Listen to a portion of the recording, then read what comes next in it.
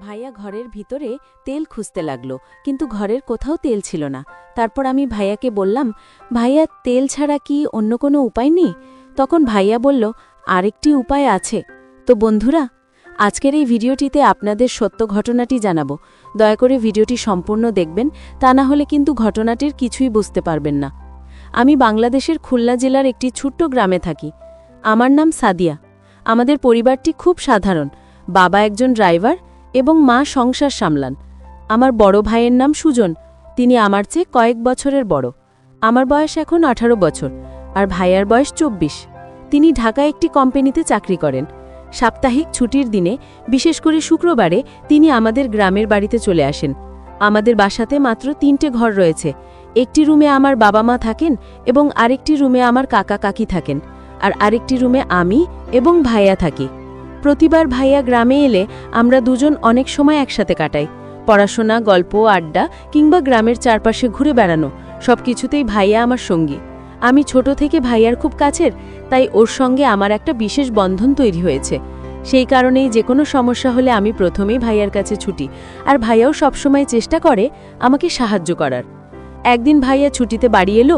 সারাদিনের ক্লান্তি নিয়েও আমার সাথে গল্প করতে বসল। হঠাৎই আমার দিকে তাকিয়ে হাসল। কিছুক্ষণ নীরবে তাকিয়ে থেকে বলল, সাদিয়া, তুই তো অনেক বড় হয়ে গেছিস। আগের মতো ছোট্ট মেয়েটার নেই। এখন তোকে দেখে গর্ব হয়। তুই সত্যি অনেক পরিণত আর সুন্দরী হয়েছিস। ভাইয়ার কথায় আমি একটু লজ্জা পেলাম, আবার ভেতরে ভেতরে আনন্দ হলো। তারপর ভাইয়া আমাকে জিজ্ঞেস করল, আজ রাতে তুই কোথায় ঘুমাবি? আমি অবাক হয়ে বললাম, আরে ভাইয়া, এই প্রশ্ন করার কি আছে? আমরা তো আগের মতোই থাকব। আমি আমার জায়গায় আর তুমি তোমার জায়গায়। ভাইয়া আবার হেসে বলল, আমি আসলে সেটা বলিনি সাদিয়া। আমি বলতে চাইছিলাম, আমি যখন ছুটিতে আসি তখন তোকে সবসময় মেঝেতে ঘুমাতে হয় আর আমাকে বিছানায় রাখিস। এটা একদম ঠিক না। আমি চাই তুইও আমার মতো আরামে ঘুমাস। তারপর ভাইয়া হেসে বলল, আজ থেকে ছুটি আসলে আমরা রাতটা একসাথে কাটাবো। কিন্তু এবার নতুন নিয়ম, তুই আর আমি গল্প করতে বসবো বিছানায়, আর গল্পের মধ্যেই আমাদের ছোটবেলা আর গ্রামের সব মজার ঘটনা মনে করব। আমি হেসে বললাম, ঠিক আছে ভাইয়া, তাহলে রাতটা সত্যি আরও মজাদার হবে। রাতটি শুরু হলো গল্প আর হাসির ছোঁয়ায়। আমরা দুজন ছোটবেলার কৌতুক, স্কুলের দুষ্টুমি আর গ্রামের মজার স্মৃতি নিয়ে গল্প করতে করতে সময়টা অজান্তেই কেটে গেল। মনে হলো এই মুহূর্তগুলোই আমাদের ছুটির দিনগুলো সবচেয়ে আনন্দদায়ক মুহূর্ত। হঠাৎ ভাইয়া একটি প্রশ্ন করল, একটু হেসে বলল, সাদিয়া, তুই কি কখনো কোনো ছেলের সঙ্গে প্রেম করেছ বা কারোর সঙ্গে ভালো লাগার অনুভূতি পেয়েছিস? আমি একটু লজ্জায় তাকিয়ে রইলাম, কিন্তু মনে হলো ভাইয়া শুধু আমার সম্পর্কে জানতে চাইছে, আমার নিরাপদ ভাবনা ও অনুভূতিগুলো বুঝতে চাইছে। আমি ধীরে ধীরে উত্তর দিলাম, না ভাইয়া, এখনও কাউকে নিয়ে এমন কোনো অনুভূতি হয়নি। আমি এখন পড়াশোনা আর পরিবারের ওপর মনোযোগ দিতে চাই। আমি একটু লাজুক ভঙ্গিতে হেসে ভাইয়াকে বললাম, ভাইয়া, তুমি তো আমাকে এত প্রশ্ন করলে, তুমি নিজে কি কোনো মেয়ের সঙ্গে সম্পর্ক করো বা তোমার কি কখনো এরকম কোনো অনুভূতি হয়েছে? ভাইয়া আমার দিকে তাকিয়ে হালকা হেসে বলল, না রে সাদিয়া, আমি এখনও তেমন কিছুতে যাইনি। আমি এখন নিজের কেরিয়ার আর কাজের দিকেই মনোযোগ দিচ্ছি। ঢাকায় থাকি, কাজের ব্যস্ততা থাকে, তাই এসবের সময় হয় না। তাছাড়া আমি চাই আমার জীবনটা আগে স্থির হোক, তারপর এসব নিয়ে ভাবব। রাত গভীর হলো, আর আমরা দুজন গল্প করতে করতে ক্লান্ত হয়ে গেলাম। ধীরে ধীরে আমি এবং ভাইয়া শুয়ে পড়লাম। বিছানায় শুয়ে শুয়ে আমরা দিনের সব গল্প আর স্মৃতিগুলো মনে মনে ভাবছিলাম। নীরবতায় ঘরটা শান্ত, আর মনে হলো এই মুহূর্তগুলোই আমাদের পারিবারিক বন্ধনের সবচেয়ে মূল্যবান স্মৃতি। রাতের এই শান্তি যেন আমাদের হৃদয়কে আরও কাছে এনেছে এবং আমাদের সম্পর্ককে আরও মজবুত করেছে। পরদিন সকালে সূর্যের আলো ঘরের ভেতরে ঢুকতে শুরু করল। আমরা দুজন ধীরে ধীরে উঠলাম। ভাইয়া কফির গ্লাস হাতে নিয়ে বলল, ছাদিয়া, কাল রাতে তোমার সাথে গল্প করতে করতে সময়টা একদম অজান্তেই চলে গেল। এই ছুটির দিনগুলো সত্যিই অন্যরকম আনন্দ দেয়।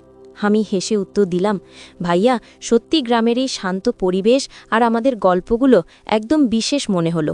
আমি চাই সব ছুটির দিনই এমন আনন্দময় হোক। ভাইয়া আমার কথায় মৃদু হেসে মাথা নেড়ে সম্মতি জানালো। মনে হলো আমাদের এই সম্পর্ক আর আমাদের গ্রামের ছোট্ট মুহূর্তগুলোই আমাদের জীবনের সবচেয়ে মধুর স্মৃতি হয়ে থাকবে। সকাল থেকে আমরা গ্রামের চারপাশে বের হয়ে ঘুরতে শুরু করলাম। পথের ধুলো, পুকুরের পানি, গাছের ছায়া, সবকিছু যেন আমাদের ছোটবেলার স্মৃতিকে আবার জাগিয়ে তুলছে। ভাইয়া হাসতে হাসতে বলল, ছাদিয়া, দেখছিস না গ্রামের প্রতিটা কোণ আমাদের কত আনন্দ দেয়। এসব স্মৃতি মনে রাখলে বড় শহরের জীবনের ক্লান্তি একেবারেই ভুলে যাওয়া যায়। আমি হেসে বললাম, ঠিকই বলছো ভাইয়া, এই গ্রাম, এই পরিবেশ আর আমাদের গল্পগুলোই তো আমাদের সত্যিকারের ধন। হঠাৎ করে সেই দিনই ভাইয়া আমাকে কিছু বলতে চেয়েছিল, কিন্তু ঠিক সেই সময় তার অফিস থেকে একটি কল আসলো। কলটি পাওয়ার পর ভাইয়াকে দ্রুত যেতে হলো। আমি তাকিয়ে থাকলাম, মনে হলো ওর মুখে যা বলতে চেয়েছিল তা ছায়ার মতো অর্ধেকেই রয়ে গেছে। তারপর বলল, ছাদিয়া, পরে সুযোগ পেলে আমি তোমাকে সব কিছু বলবো, এখন আমাকে অফিসে যেতে হবে। ভাইয়া অফিসের জন্য চলে যাওয়ার পর আমি একটু নীরব হয়ে রইলাম। ঘরটা হঠাৎ বেশ ফাঁকা মনে হলো, কিন্তু আমি জানতাম যে কিছু ভাইয়া বলতে চেয়েছিল সেটা অবশ্যই পরে বলবে। আমি জানলাম এমন ছোট ছোট মুহূর্তগুলোই আমাদের সম্পর্ককে আরও শক্ত করে, আমাদের পারিবারিক বন্ধনকে আরও গভীর করে। সেই সকাল থেকে শুরু হওয়া দিনের সব স্মৃতি, ঘর, গল্প, হাসি আর ছুটির মুহূর্তগুলো সবই মনে করিয়ে দিচ্ছিল পরিবারের সঙ্গে কাটানো সময়ই সবচেয়ে মূল্যবান। কয়েকদিনের জন্য আমি একরকম অস্থির মন নিয়ে থাকলাম। রাতের ঘুমও ঠিকভাবে আসছিল না। মনে হচ্ছিল ভাইয়া কি যেন কিছু বলতে চেয়েছিল, কিন্তু শেষ মুহূর্তে বলতে পারেনি। তার কথার ধরন, তার চোখের দিকে তাকানোর ভঙ্গি সবই আমাকে অদ্ভুতভাবে আকৃষ্ট করেছিল। মনে হচ্ছিল সেই কিছু যেন আমার সঙ্গে সম্পর্কিত একটি বিশেষ বিষয়, যা আমাকে জানতে হবে। কিন্তু কেন তিনি বলতে পারেননি সেটা এক রহস্য হয়ে রয়ে গেল। আমি ঠিক করলাম এখনই ভাইয়াকে কল করব না, কিছু জিজ্ঞেস করব না। তবে মনে মনে আমি বারবার সেই মুহূর্তের কথা ভাবছিলাম। তার প্রতি কৌতূহল দিন দিন বাড়ছিল। কখনো মনে হচ্ছিল আমি হয়তো বুঝতে পারবো কি বলতে চেয়েছিল, আবার কখনো মনে হচ্ছিল ধৈর্য ধরতেই হবে। হঠাৎ করে একদিন ভাইয়া আমাকে ফোন করল। তার কণ্ঠে এক ধরনের গুরুত্ব আর নরমতা ছিল। সে বলল, ছাদিয়া, আমি বাড়ি এসে তোমার সঙ্গে একটি গুরুত্বপূর্ণ বিষয় নিয়ে কথা বলবো। হয়তো তুই রেগে যাবে, কিন্তু আমি অনেকদিন ধরেই কথাটা বলতে চেয়েছি। এটা খুব গুরুত্বপূর্ণ, তুই শুনলেই বুঝবে। আমার মনে উত্তেজনা ঢেউ তোলে। মনে হলো অবশেষে সেই মুহূর্ত যা আমি কয়েকদিন ধরে অপেক্ষা করছিলাম তা আসছে। কতই না কৌতূহল, কতই না প্রশ্ন, কিন্তু আমি শান্ত থাকার চেষ্টা করলাম। কয়েকদিনের অপেক্ষার পর ভাইয়া ছুটিতে বাড়ি এলো। আমি তাকে দেখে ভীষণ আনন্দ পেলাম। সঙ্গে সঙ্গে আমি বললাম, ভাইয়া বলো তো যেটা বলতে চাচ্ছ। ভাইয়া আমার দিকে তাকিয়ে মৃদু হেসে বলল, না এখনই বলবো না, রাতে বলবো, তখন তুই ভালোভাবে শুনবি। এই কথাটা এত স্পেশাল যে রাতের শান্তি আর সময়ের সঙ্গে থাকা উচিত। তখন আমি বুঝতে পারলাম ভাইয়া কেবল আমাকে কিছু জানাতে চায় না, সে চাইছে আমরা এই মুহূর্তের পুরো গুরুত্ব অনুভব করি। মনে হলো রাতের জন্য আমাদের কাছে আরও কিছু বিশেষ মুহূর্ত বাকি আছে, যা আমাদের ছুটির দিনটিকে আরও আনন্দময়, রহস্যময় এবং স্মরণীয় গড়ে তুলবে। রাতের অপেক্ষায় আমি ধীরে ধীরে সেই মুহূর্তের কল্পনা করতে লাগলাম। তো বন্ধুরা, আপনারা অবশ্যই এই চ্যানেলটি সাবস্ক্রাইব করে পাশে থাকা অল নোটিফিকেশন অন করে রাখবেন। আর আগে থেকে যারা এই চ্যানেলটি সাবস্ক্রাইব করে রেখেছেন আপনাদেরকে জানাচ্ছি অসংখ্য ধন্যবাদ।